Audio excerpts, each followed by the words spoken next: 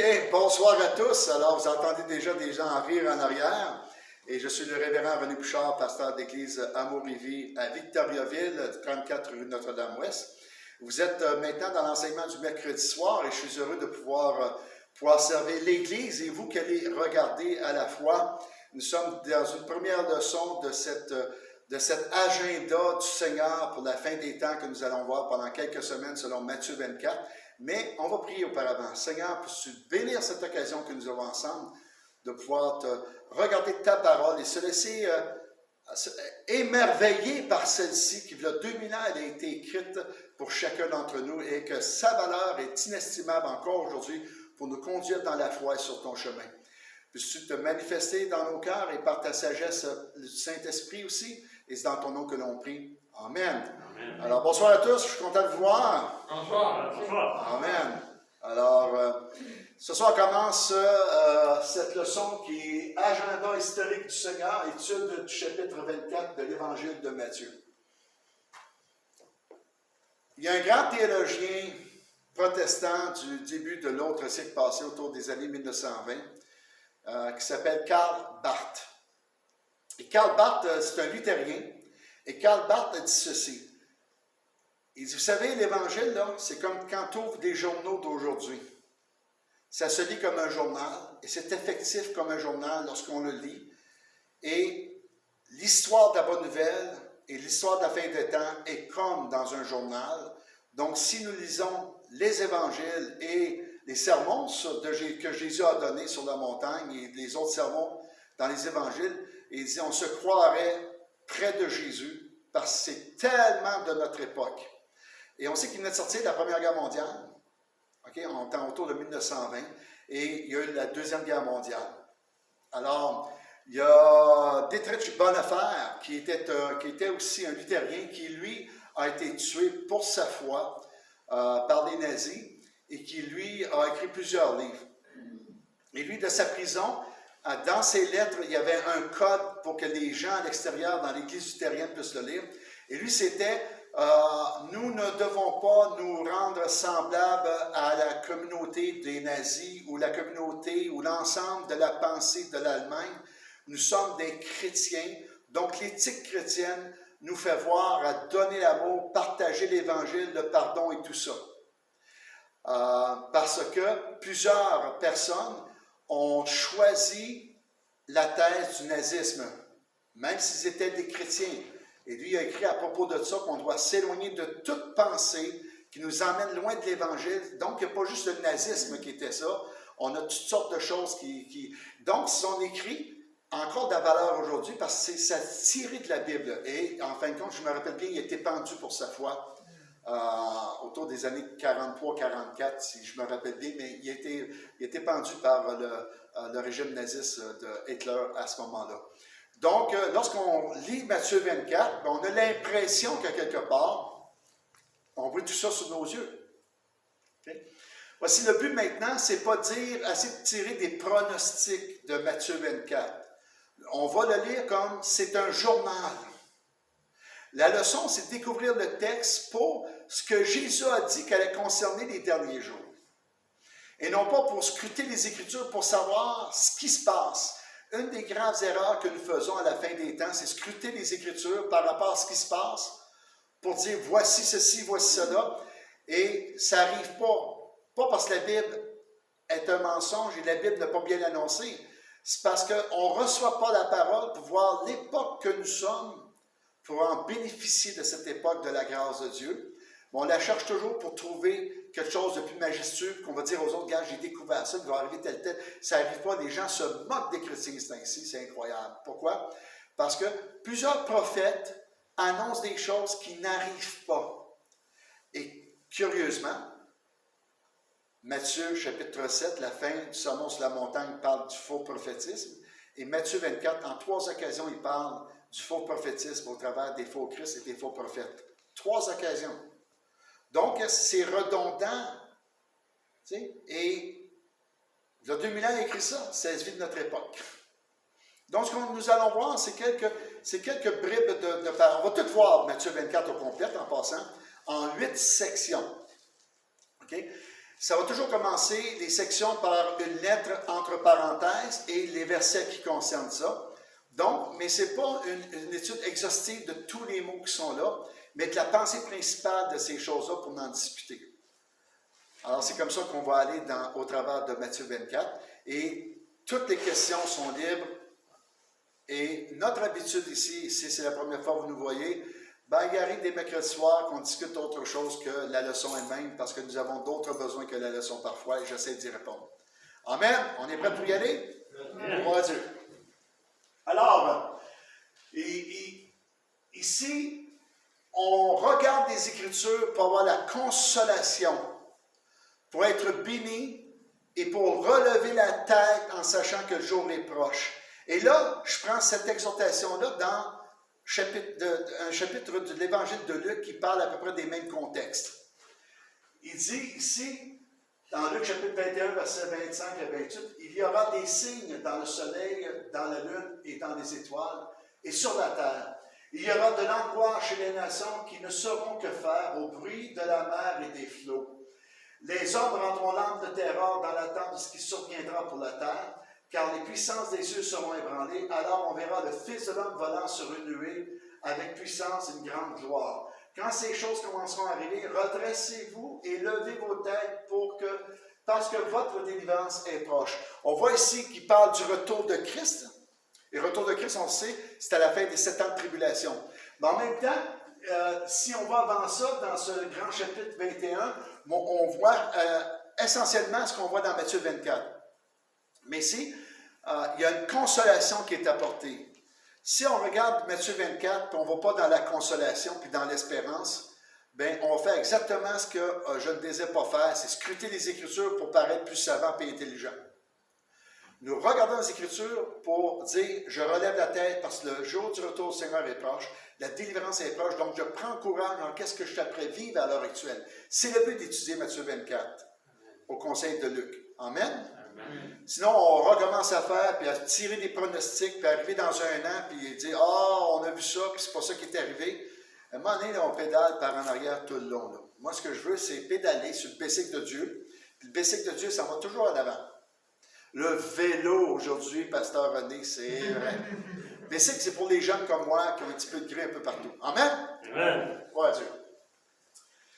Le chapitre de Matthieu, bien ça, je vous le dis ici, qui est séparé, je vous l'ai déjà dit. Alors, la première section du verset, ici, c'est Matthieu 24, c'est 51 versets, mais on ne lit pas les 51 soirs. On lit section A, c'est les 2 premiers versets. Comme Jésus s'en allait au sortir du temple, ses disciples s'approchèrent pour lui en faire remarquer la construction. Mais il leur dit, « Voyez-vous tout cela? Je vous le dis en vérité, il ne restera pas ici pierre sur pierre qui ne soit renversée. » C'est curieux comment Jésus a une façon de répondre aux expectatives intérieures du cœur avant même que les gens posent les questions. Quand Nicodème a été voir Jésus, il dit, « Nous savons que tu es un bon maître, et ce que tu dis est vrai, et tout ça. » Puis il répond, « Tu dois naître de nouveau. » Tu dis, ben, il n'y a pas le temps de poser une question. Alors ici, on s'aperçoit que le Seigneur, les disciples regardent le temple, c'est majestueux le temple, là. Okay?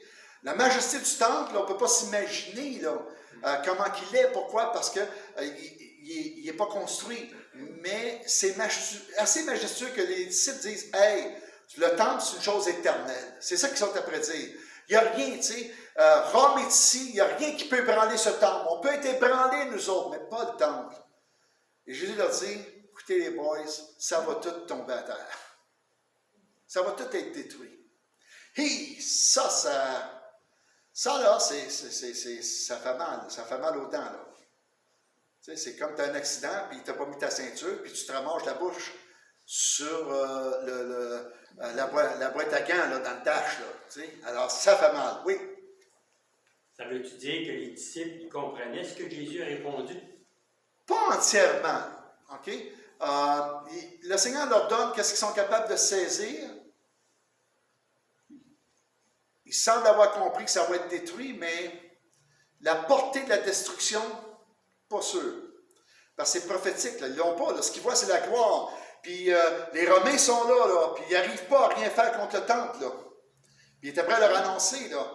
Alors, c'est un journal prophétique en même temps, là. Un agenda prophétique que le Seigneur leur dit. Et on sait que c'est arrivé en l'an 70 après Jésus, lorsque les Romains ont rentré encore dans Jérusalem de façon vraiment intensive, puis le temple a été détruit. Maintenant, on va regarder quelques petites affaires à propos de ce temple-là. Premier constat, les types vont remarquer. Quelle belle construction! Mais j'aimerais vous parler à propos du temple. Parce que le temple, il y a comme deux phases du temple. Il y a le temple de Salomon, qu'a construit. Et lorsqu'ils ont été déportés à Babylone, le temple a été détruit. 70 ans après, lorsqu'ils reviennent, prennent possession d'Israël, possession de Jérusalem, ils vont reconstruire le temple. Et celui qui le reconstruit, c'est Zorobabel, qui est le grand prêtre du temple d'Esdras. Il s'appelle Zorobabel. Okay?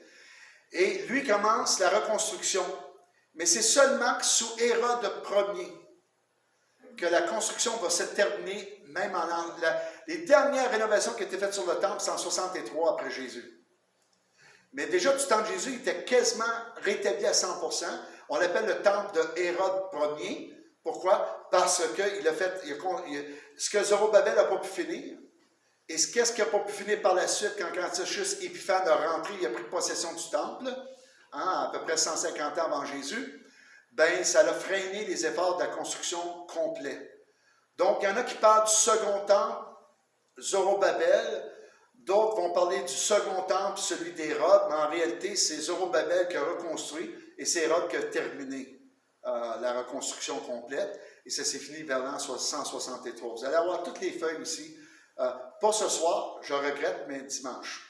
Mais sinon, vous avez reçu dans votre courriel l'enseignement ce soir au complet. Vous avez tout. En passant qu'il y a une vingtaine de pages. Parce qu'il y a beaucoup d'informations sur les guerres que je ne parlerai pas ici, vous allez pouvoir lire. L'accélération des guerres, et dans le dernier siècle, comment il y en a des guerres, c'est incroyable. Répertorié un peu partout dans le monde. Donc, alors ici, c'est qu'est-ce qu'on parle. C'est que je ne relirai pas ce que vous avez là, mais c'est la fierté. Et tout d'un coup, Jésus leur dit, ce temple-là qui a été reconstruit par Zorobabel et qui est maintenant sur la grande construction d'Hérode Ier et qui semble c'est glorieux, ça va être jeté à terre. Ce qui fait qu'en 70, on voit ici, on appelle ça l'arc de triomphe de Titus, qui est à Rome. Et ce sont des prisonniers juifs qui portent le menorah. Le menorah ici, là, je vais juste pointer pour... je peux savoir mon pointeur. Ici, là. OK? Bon, ici, ce sont des juifs qui sont emmenés en déportation à Rome. OK? Puis Titus a fait faire une fresque qui existe encore aujourd'hui à Rome, rappelant l'an 70, la destruction du temple et des Juifs qui ont sorti et qui ont été emmenés. Plus de la moitié des Juifs ont été déportés. Comme Matthieu 24 va dire, un sera pris, l'autre sera laissé. Okay? Et ça s'est passé. En même temps, on voit une autre photo qui existe encore aujourd'hui. Je regardais des documents encore qui ont été tournés dernièrement autour de Jérusalem et ils montraient ces pierres qui sont encore là. Donc, ce sont des pierres du temple qui ont été renversées et jetées par-dessus bord, tombées en bas de ce mur-là. Donc, ici, on dit le mur de soutènement ouest du mont du temple et le pavement défoncé par la chute des pierres lors de la destruction du temple. On voit ici que les pierres, ça a été déplacé parce que c'était pesant tout ça qui a été lancé là. Et ce sont des pierres qui étaient des pierres du temple, il y a 2000 ans passés. Ils sont encore là. Ils sont encore là. Ça, ce sont des vestiges qu'on voit encore aujourd'hui. Les Juifs ne l'ont pas déplacé. Parce que les Juifs, n'oublions pas que pour les autres, le temple va être reconstruit. Puis les pierres ont de la valeur. Et à ma connaissance, il semblerait qu'ils vont réutiliser même des pierres disponibles encore du temple pour refaire le nouveau temple, le troisième temple. Alors, on a ça. Puis ici, nous avons deux maquettes de qu'est-ce qu'aurait ressemblé le temple d'Hérode du temps de Jésus. Okay? Le temple de Zorobabel ici, qu'est-ce qu'il avait construit ici. Le temple de Salomon qui a été reconstruit, puis c'est amélioré. Alors, on voit qu'à quelque part, la tour est plus haute ici que là.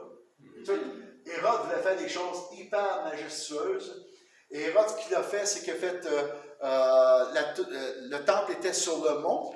Aujourd'hui, quand tu vas sur une esplanade, ce qu'il a fait, c'est qu'il a fait remplir de pierre le mont, puis il a fait construire une barrière tout le long pour entourer ce mont-là. Et tout ça, c'était l'esplanade et le temple au centre. Puis aujourd'hui, où les Juifs adorent, le mur d'élémentation n'est pas le mur du temple, là. C'est un mur de l'esplanade qui faisait le tour, qui fermait tout ce contour-là, parce qu'Hérode avait fait jeter des pierres du remblai pour faire une esplanade, et c'est le seul mur qui est le plus près de tout ce qui aurait été le temple selon eux, donc qui est sacré. C'est le mur d'élémentation. OK? C'est le mur occidental, le mur de l'ouest. Et c'est là qu'on sait. Je vous donne un petit peu d'informations historiques pour vous montrer que ça a vraiment été détruit, là. Puis tous les archéologues juifs, savent que ça a été détruit. Aucun archéologue va dire que ça n'a pas été détruit, là. Hein? Alors, si on voit des choses, ça ne s'est pas passé, là, je vais vous dire, là, on voit tout sur Internet à cette heure. Hein? Fait que, mais ce qui est important, c'est qu'il y a des témoignages de Pierre qui étaient là, puis voici à quoi ressemblait le temple au temps de Jésus ici. Ça serait au temps de Jésus. Et on voit le mur de l'esplanade ici, là, qui va un petit peu plus loin même. On n'a pas toute la... moi, j'ai vu une maquette cette semaine là, qui montrait comment grand c'est sur la maquette, et c'est gigantesque ce que Hérode avait fait. C'était la gloire. Hérode, c'est un homme qui voulait avoir la gloire de ça, c'est qu'en refaisant comme ça, ben, il y a la gloire. Tu as des questions jusque-là? Non, c'est bon. Donc, on voit que Jésus dit, ça va être détruit. 70, c'est fait. Et il faut en parler. Après ça, ben, tu as la deuxième section, tu as la séduction des faux Christ et les guerres. Là, tout d'un coup, Jésus va commencer à partager en raison que c'est pas rien que la destruction de Jérusalem, il va se passer des événements mondiaux à partir de Jérusalem. N'oubliez pas, le centre du monde, dans le cœur de Dieu, c'est pas nous les Américains. C'est pas l'Europe, c'est pas l'Asie, c'est Jérusalem. Et Jérusalem est annoncé qu'il va devenir une coupe d'étourdissement pour le monde entier à la fin des temps. À l'heure actuelle, quand on regarde sa map, Jérusalem, c'est un point. C'est pas gros, là. Tu sais, avec mon pouce, je cache tout Israël. C'est une carte ordinaire. Donc, il n'y a pas une semaine qu'on n'entend pas parler qu'il ne se passe pas de quoi à Jérusalem, en Israël. C'est toujours quelque chose qui se passe, qui est discuté, puis ça n'arrête pas, là. Depuis 1967, depuis le retour d'Israël en 1948, en terre promise, selon les promesses d'Ézéchiel, d'Ésaïe, etc., ben, on n'entend rien parler de ça. Mais on entend tellement de choses qui se passent depuis ce temps-là, qui s'est accentué. Alors, il va dire, il s'assit sur la montagne des Oliviers, les disciples vinrent en particulier lui faire cette question. C'est curieux parce que dans le fond, il pose deux questions. Dis-nous quand cela arrivera-t-il et quel sera le signe de ton avènement et de la fin du monde? Vous voyez? Alors, on est rendu à 3 questions, là. C'est que les disciples ils ont soif. Là, tu me dis que notre temple est détruit, mais qu'est-ce qui va arriver avec le reste? Parce que pour un Juif, si le temple est détruit, ça a un impact sur tout après ça, sans savoir la grandeur. Parce que n'oubliez pas que il ne connaissait pas les Amériques dans ce temps-là. Là. Il ne connaissait pas l'Australie, puis il y avait du monde. C'est juste qu'Israël, là, autour de ce qui était gouverné par les Romains, le reste, c'était les grandes îles. Bon, on a peu de connaissances sur le monde qui existe à grandeur de la Terre. Alors, à partir de là, c'est difficile pour eux autres d'entrevoir. Puis déjà là, si tu parles que Rome va être détruit, c'est pas mal plus loin de chez eux, c'est qu'ils comprennent que c'est large aussi. Okay? Mais Jésus est après leur dire ici, et il donne une réponse. Jésus leur répondit, prenez garde que personne ne vous séduise. Tout d'un coup, Jésus ne répond pas encore à la question. Soyez pas étonnés, Jésus répond à ce qui va toucher les cœurs avant d'avoir une réponse sèche. Tu sais? Papa, pourquoi je ne peux pas prendre la poêlante qui est chaude? Parce que tu vas te brûler, ça ne dit rien. L'enfant, tu dis, viens ici, là. La raison pour laquelle tu ne peux pas prendre la poêlante, OK, c'est approche-toi là, puis regarde la couleur de l'élément. Ben, il est rouge, papa. Tu sais, parce que si tu dis qu'il va se brûler, là, il ne saura jamais pourquoi il va se brûler. Donc, Jésus, il était prêt vraiment répondre à quelque chose de sous-jacent pour emmener. Moi, je dis qu'il était prêt à construire son agenda. Il était prêt à construire l'agenda de l'histoire humaine tranquillement pour leur partager. Sinon, écoute, qui pourrait recevoir autant sans passer par ces quelques étapes? Alors, Jésus a cette habitude. Il va dire que personne ne vous séduise, car plusieurs viendront sous mon nom disant, c'est moi qui suis le Christ. Eux autres veulent savoir, c'est quand ton jour d'avènement, quand ça va arriver les destructions complètes, puis la fin du monde. Jésus dit, attends, avant d'arriver à la fin du monde, mon ami, là, il y a des faux Christ qui viennent. Donc, ici, ils séduiront beaucoup de gens. Vous entendrez parler de guerre et de bruit de guerre. Gardez-vous d'être troublés, car il faut que ces choses arrivent. Oh. Première affaire, dit, hey, prends ça easy. Ou d'autres diront, prends ton gaz égal. OK? Dans le sens que, tu sais, tu attends quelque chose qui est très énervant, mais il faut que ça arrive. C'est dans le plan de mon Père. Je ne te demande pas de comprendre, ça va arriver. Et combien de fois qu'on prie que ta volonté soit faite, mon Seigneur fait que ça n'arrive pas. Tout le monde veut aller au ciel, oui, même personne ne veut mourir. Tu sais, on est dans cette pensée-là. Tu sais. Dire, OK, Seigneur, on veut que tu reviennes. Écoutez, je vous dis quelque chose d'absolument glorieux et malheureux à la fois. Quand je suis venu au Seigneur, ben moi, j'avais 19 ans, je n'avais jamais de blonde. OK? Là, on entend parler.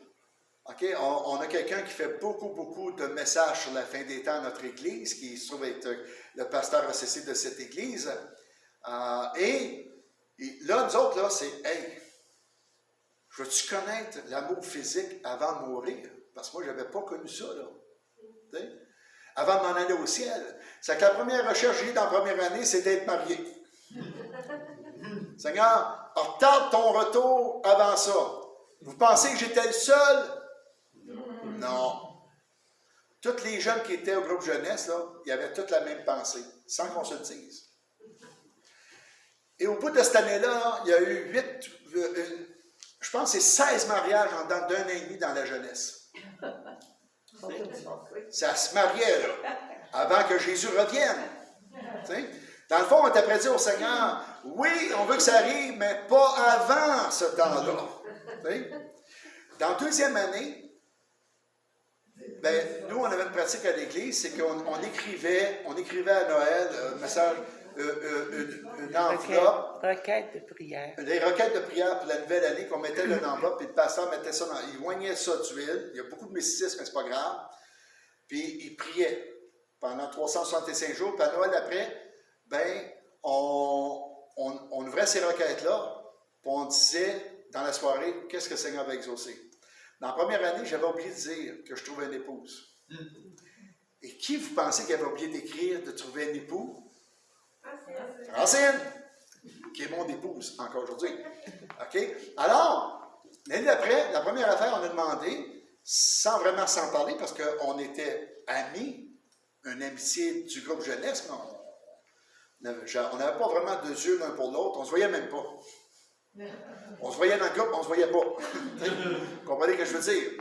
Et à partir de là, on a écrit, ben Seigneur, moi je commence le collège biblique, permet que je puisse trouver les sous pour payer mon collège biblique. Mais la dernière requête, c'était, Seigneur, si tu veux me donner une épouse, ben sois libre. Mais je n'étais plus dans la pensée, il faut que je connaisse l'amour physique avant le retour du Seigneur. Après un an de conversion, j'avais compris que Seigneur, je suis mieux de prier pour que la volonté de Dieu se fasse que faire ma volonté. Parce que beaucoup de personnes vont périr si c'est ma volonté qui est faite. Alors, et ça finit, ben, vous connaissez l'histoire, on est mariés. Bon. Alors, ce qu'on voit ici, c'est qu'il faut que ça arrive. Donc, si on voit qu'il y a de la guerre quelque part, ben, prions pas, disons, Seigneur, arrête cette guerre. C'est Seigneur, dans cette guerre, permet qu'il y ait des évangélistes qui aient prêché. Parce que tu as annoncé dans l'agenda mondial qu'il allait y avoir de guerre, de plus en plus de guerre, et mondialement. Donc, qu'est-ce qu'on dit à la fin d'une prière? Que ta volonté soit faite. Alors, ça change la perspective de la prière. Pasteur, t'es-tu après dit qu'il faut prier pour la guerre? Non. S'il y a une guerre, prions pour que les âmes soient sauvées malgré qu'il y ait des évangélistes qui aient le courage de prêcher durant ce temps-là. Parce que la volonté de Dieu, on la connaît. Cessons de la chercher, elle est là. Est-ce que je suis content? Non. Mais je ne suis pas étonné. Je le sais. Le Seigneur m'avertit afin que je relève la tête dans l'Évangile de Luc. Ça va bien jusque-là? Amen. Je sais que c'est curieux d'entendre ça là, de la part d'un pasteur, mais je préfère qu'on prie selon la volonté de Dieu que notre volonté. Qu'est-ce que tu dis, ma belle? OK. Ma belle étant mon épouse. C'est parce que ça va être écouté sur YouTube, là, faut. Alors, on arrive ici, mais ça ne sera pas encore la fin. Verset 7. Une nation s'élèvera contre une nation, un royaume contre un royaume. Il y aura en divers lieux des famines, des tremblements de terre, tout ça ne sera que le commencement des douleurs.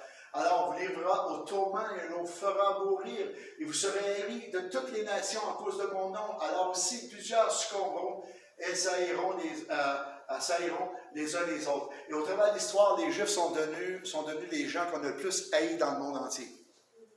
À lire l'histoire des Juifs au Moyen Âge, vous allez voir, à un moment donné, ils n'ont pas le droit d'avoir des possessions physiques à nulle part en Europe. Et c'est pour ça qu'ils sont devenus des marchands. Et ils vendaient dans les bourgs. Les bourgs, c'était en dehors des villes fortifiées. Okay? Et il n'y avait pas d'impôts qui étaient levés ou des taxes qui étaient levées. Puis ils ne pouvaient pas qu'ils empêchent. Donc, de là vient la bourgeoisie, plus tard. Okay? Mais les bourgs servaient à ça. Donc, ils ont pu, le Seigneur leur a donné une sagesse de rester un peuple en gardant les traditions, en restant juif avec le shadol et vraiment les choses, en lisant la Torah. Même s'ils étaient persécutés et tués, puis ils étaient chassés de pays en pays, mais leur dit, gars, ça concerne aussi, parce que n'oubliez pas que Matthieu 24 concerne d'abord les Juifs et les nations, et non pas les nations et les Juifs. Et vous serez haïs. Il parle de qui? Les Juifs. Il parle des Juifs, que ça a commencé par la destruction de Jérusalem. Mais en même temps, il parle de tout ce qui se passe dans le monde en même temps. Donc, on voit que l'accomplissement prophétique s'est fait concernant les Juifs, après ça, jusqu'à nos jours encore, aujourd'hui. Donc, je me dis, hey, si ça se passe comme le Seigneur m'a dit, ben écoute, j'ai bonne espérance que le reste, le Seigneur s'en occupe, et son plan est parfait encore. Est-ce que je suis content? Non. Tu sais, j'aime pas ça, moi, que les gens souffrent pour des guerres et tout ça. Mais en même temps, je me dis, ça s'accomplit comme il a annoncé, l'agenda est bon, donc je peux faire confiance lorsqu'on me dit, tu es sauvé par grâce, par la foi, par l'acte de Jésus au calvaire. À cause de ça. Donc, c'est un bon moyen de faire l'évangélisation en utilisant ça avec simplicité. Tu vois, voici, ça c'est accompli, ça c'est accompli, ça c'est accompli. Au lieu de sortir toute une panoplie de connaissances à venir que pas vérifiables, là, pour paraître bien savant, puis quand ça ne se passe pas, les gens nous pointent du doigt. De regarder ça, cet agenda, puis le voir s'élaborer. Comme on lit un agenda, qu'est-ce que j'ai fait le mois passé? On peut le voir de cette façon. Alors, on vous livrera si on l'a vu. On va vous haïr aussi. Les disciples posent deux questions qui découlent, et on a vu que c'était trois en fin de compte. Je m'excuse. La déclaration de la destruction du temple, n'oublions pas que celui-ci avait déjà été détruit sous l'Empire babylonien en 586 avant Jésus. C'est ça que je donne l'information de la date exacte. Et la première question sur Nabuchodonosor dans nos Bibles, Louis II, et Nabuchodonosor dans plusieurs autres Bibles. C'est le même personnage. C'est pas un dinosaure, c'est son nom. Okay? C'est important. Parce que des fois, on dit non, c'est pas Nabuchodonosor, c'est Nabuchodonosor. Ça dépend, c'est le même personnage, et comment on a pu traduire les lettres qui étaient là au meilleur de la connaissance. Alors, c'est le même personnage ici. Donc, on va dire, quand sera la destruction du temple, et la seconde, que seront les signes qui annonceront ta venue, ben, on voit que là, le Seigneur commence, il donne la panoplie. Des guerres, des bruits de guerre, on va vous haïr partout dans le monde. Wow, ça commence sec un peu, là. Tu sais, je sais que mon Rédempteur vit, mais à quelque part, tu sais, mettons-nous à la place de ces Juifs-là, ces disciples qui le voient, Jésus, qui fait des miracles, qui ressuscite les morts et qui est prêt de dire, écoutez, avant que je revienne, ça va être la débâcle mondiale. Puis je ne changerai pas ça. Voyons, tu as des gens qui n'étaient pas croyants, que tu as ressuscité, puis sont devenus croyants par la suite. T'sais. Pourquoi tu ne t'agis pas, Seigneur?